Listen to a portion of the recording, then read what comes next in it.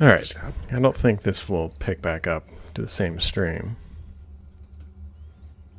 What's that? Well, I tried to reconnect it to the same stream, but I don't think that's going to work. Oh. You pay for one password you have to pay for, right? Mm-hmm. How much? Do you know how much it is? Like $20-$30 a year. And you recommend it, right? Yeah. All right, let's see if people are able to find this one. Actually, let me just change Thurrott.com.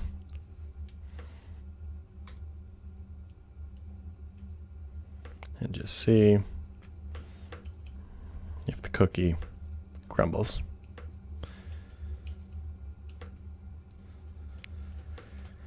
All right, let's try this again because nothing ever is ever easy.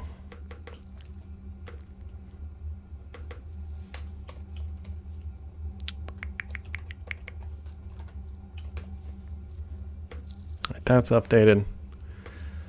So.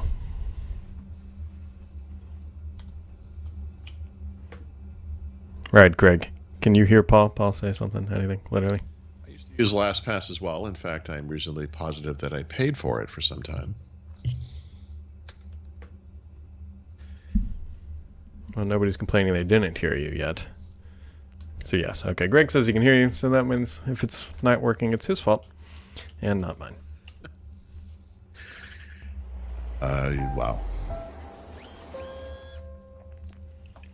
Today's audio broadcast, actually all podcast portions of today, are brought to you by Security Unlocked, a new podcast from Microsoft. Oh my gosh, I'm going to do that over. Today's podcast is sponsored by Security Unlocked, a new podcast from Microsoft focusing on artificial intelligence and machine learning and security. Check out the links down in the description below. And this podcast has had some technical difficulties, some human-related difficulties. Are we playing a game of how low can they go? So I've already had the conversation with my wife that on Tuesday, which we have to figure out when we're actually recording that episode, that swearing is not allowed. Swearing is not allowed? Is that a problem? Well, somebody asked a question about the technology that has caused like the most amount of pain in your life that we've introduced. Sure. And there was an expletive in her brief description. Okay. Well, actually, I think people would enjoy that expletive if they could hear it. But yeah, I did. We were watching TV last night, and I paused it, and I said, "Hey, let me read you through the questions we already got." You know. Mm-hmm. So I think that kind of just putting that in her head, I think is going to be helpful for her. But yeah, I'm sure most of the swearing that happens in my house comes out of my mouth for sure. Yeah, I mean, it's. I'm trying to articulate how people realize, like, it's not difficult, like what we do where we talk here every day. It's not difficult. Yeah, of course it is. It's not difficult, but there's definitely a skill involved in knowing, first off, I got to recrop Paul's head. But there's definitely a skill involved with cadence, and Paul and I actually do a fairly decent job of not talking over each other, which, again, it comes from just brute force of us sitting here and chatting every day. But like it takes moments and time, and our wives don't hang out. So, like they don't go drink. They did drink, I guess, each other's in Maui, but but I mean just in general, like you and I are friends, I guess, or whatever. But we're all, we see we work together, we talk every day, so there's a natural interaction that occurs. But our wives are not. They're not unfriendly. No, but I mean, they don't.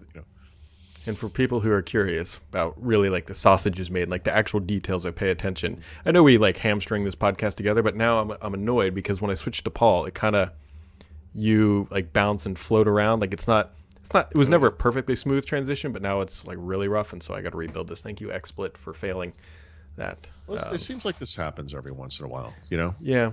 And it's not. There's like, this has always been my experience with Skype type technology in general, I guess. Sorry, my cat's freaking out for some reason. Sometimes my cat hears my voice and assumes that what I want to do is play with her. right? Like I'll be doing Duolingo, speaking in Spanish, and she comes around and then like, hey, what's up? And she heard me talking to you, and now she thinks for some reason we do this. We play in my office together, but we don't. Yeah. I've lost. Things are just not going my way today, I think, is the way to describe what is currently going on at this very moment. I'm just waiting for something else to fail. Anyways, Microsoft yesterday announced. Well, first off, we need to rewind the clock back for 7-8 months. Actually, I bet you could even find a timeline longer than that. We knew exactly when the Mars Perseverance rover was potentially going to land on Mars. And I say potentially because we didn't know if it was actually going to land or create another crater. But we knew. And so I'm sitting there watching this. Like, I can't wait to hear where you're going with this. This is amazing. I'm sitting there all amped up, like watching this. Like, we have 7 minutes of terror as this thing floats down through. And I'm sitting there with my wife, like I'm just listening to the audio. I'm like, I'm loving this. And like the whole thing lands. It's like people, they send pictures back from Mars. It's like, ah! And then I pull up Twitter, and what do I find?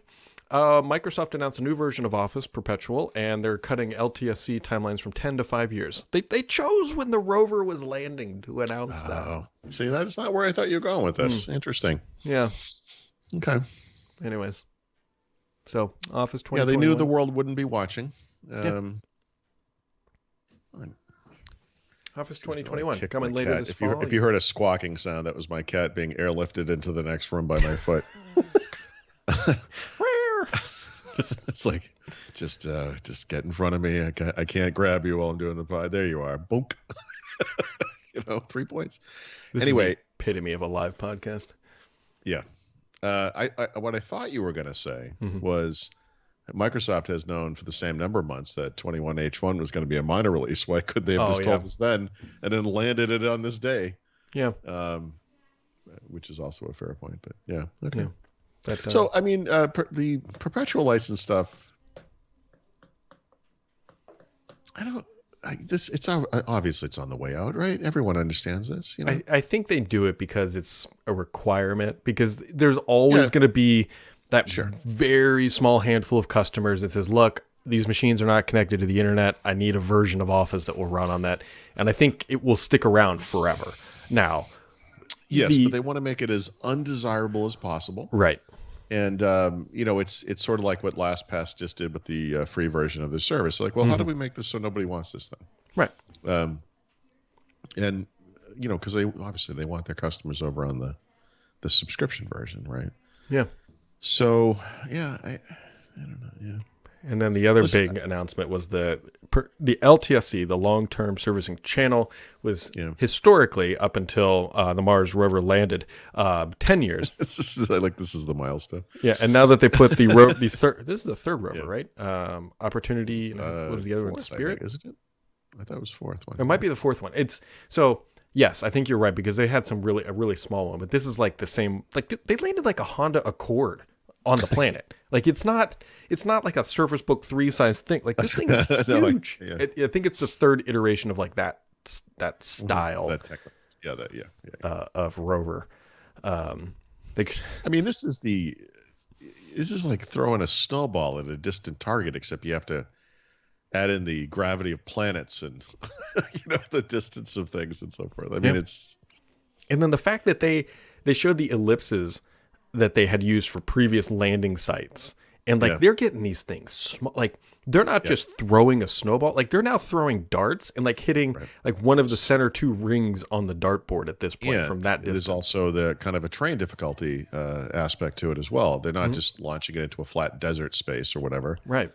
This is actually the most difficult terrain they've ever landed one of these things in. So, a lot of it's it's like they're artificially bumping up. Like, what can we do to make this more difficult? It's like I'll shoot the the pull thing behind my back at the far side of Mars. Just an incredible feat of technology, and I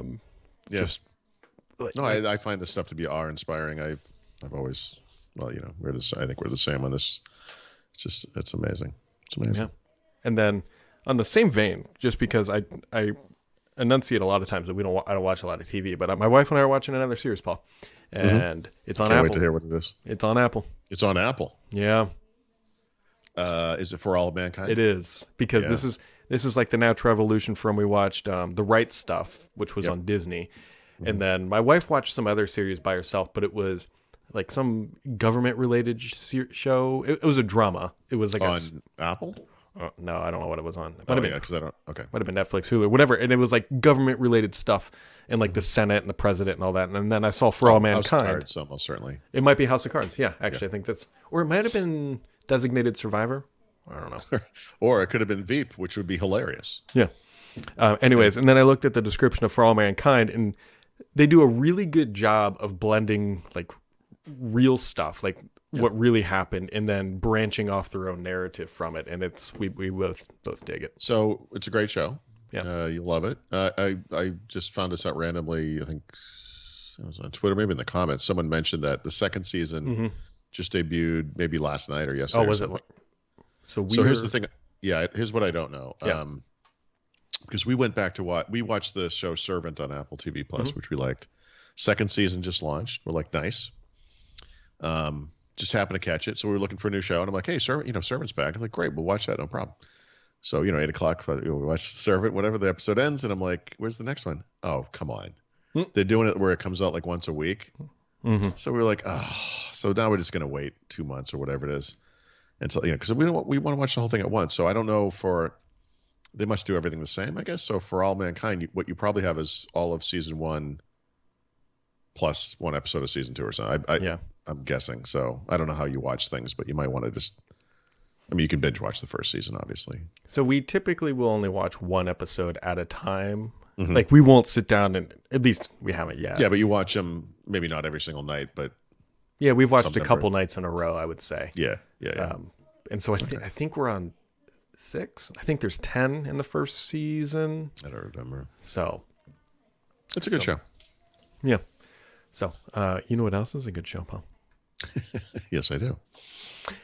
Today's podcast is brought to you by Security Unlocked, a new podcast from my friends over at Microsoft, Nick and Natalia, and where they take a closer look at the latest innovations in threat intelligence, security research, and data science with a special focus on demystifying artificial intelligence in machine learning. They just dropped a new episode. It's episode 15. I have not listened to it just because I think it came out yesterday, the 17th. So 2 days ago. I'm a little bit behind. Enterprise Resilience Breakfast of Champions. You should go take a listen because I am going to as well here in the near future. But this is a great podcast for those who are thinking about entering into this arena or this profession. And you can find links down in the description below, or you can go to right here, aka.ms/securityunlocked. And that will take you to right where you need to. And there's also links and things all over. And you just click them, hit play, and you are off and running. I watch a lot of YouTube videos, and like one of the things I'm always amused by is they'll say something. They'll always do this. They'll be like, they'll point up and they'll be like, click the bell or do the blah, blah, blah. And I'm like, the things you're pointing out are down here. I don't know. Like, I guess maybe the UI is different in different places or something. Maybe they're thinking of a mobile device. Like, why would you don't point to parts of the screen, people? Yeah, well, it's supposed to be in the top left corner. Like you can do little like call out cards or whatever, or you can just do like links down like there. Yeah, you can see that's better. That too. Yeah, still seems longer than... Anyways, I appreciate that amuses you. That is. I'm like a cat, playing with some. Anyway. One thing that does amuse me anymore, Paul, it still does, or whatever. Google just doesn't care about Android updates. Like they don't take the like they're announcing Android 12, and like how do they do it? They just like hoof it out there. Like there's no marketing event. There's nothing. It's just here it is, done. Go play. But as a technical person, I kind of appreciate this approach, right? And this is the old. I miss these days, but the way of things in the Microsoft space used to be. You went when a new version of Windows was coming down the pike. I remember, at the time these were like 3-4 years apart, whatever. Mm-hmm. The first hint of it would occur at an obscure hardware show for device driver makers and so forth, because maybe they were changing the driver model or something. WinHEC would come around, and you'd start targeting those guys. Device driver level, et cetera, and then Build would come, and Build would be the, again, general app developers. Mm-hmm. Here's the new stuff, and then after all that, you would kind of get to here's the end user stuff. And the actual beta, and that's That's what Google's schedule is for Android, right? They did the same thing basically. If you look at what they wrote about it, it doesn't sound very interesting at all. But what's always the case is if you actually go to install it, which, no one normal should, but you can if you want, if you have a Pixel device. So you could just look at it in an emulator. There's actually stuff in there. Of course there is. Mm-hmm. And that's the beauty of any early build of any platform. I mean, people who know the system can kind of dig around and like, oh, look at this. This is new. Or you can do like a side-by-side comparison. They're changing a little slider switch or whatever the thing is. Mm-hmm. I just look. I know people don't like Google, and I get it. And certainly, there are aspects to Google that I don't like for sure. Mm-hmm. I sort of resent the fact that because they've been so successful in advertising, they can afford to have all these platforms and whatever. But if you're coming from the Microsoft space, Google. I've said this before. Google's kind of the next Microsoft, and this is one of the ways that I mean that. They approach the market a lot like Microsoft does, really, and they approach certainly the development of their platforms like Microsoft does. Yeah, I tend to agree with that. Like Apple does the big marketing thing, right? Yeah. I mean, Apple goes to developers first as well at WWDC with any iOS release, but come on, that's a consumer marketing event, that keynote where they start showing new features. That's not aimed at developers at all. Nope. But it's time for the developer event. I don't know. Yeah. And very little surprise, Roku had a huge 2020. I would think that if you are a set-top box company and you didn't have a great 2020. Quit. Yeah. Yep. It's time. Yeah. You could be the Quibi or whatever that thing was called. Right. Meg Whitman, $1.5 billion, just. Yep. That was the services version of Essential or Slack, like that. Slack should have had a big year last year. Not really. Although I guess getting purchased is the booby prize. I don't know. Yeah, I was going to say, despite the fact that Slack didn't blow up, if you were a shareholder, you probably did, or an early employee. Yeah. Probably. Okay, yeah. Yep. Well, they're Salesforce's problem now. That's fine. To be honest, I completely forgot about that till you said this. Yeah, that's right. They did get acquired by who again? Oh, yeah. Yeah, exactly. What's that company? They're going to be part of Salesforce, whatever they call it, 360 now. Sure. I can't wait till we go to shows again and we'll be in San Francisco. There'll be a Salesforce event and I can just start heckling people from the lobby of a hotel. I miss those days, Brad.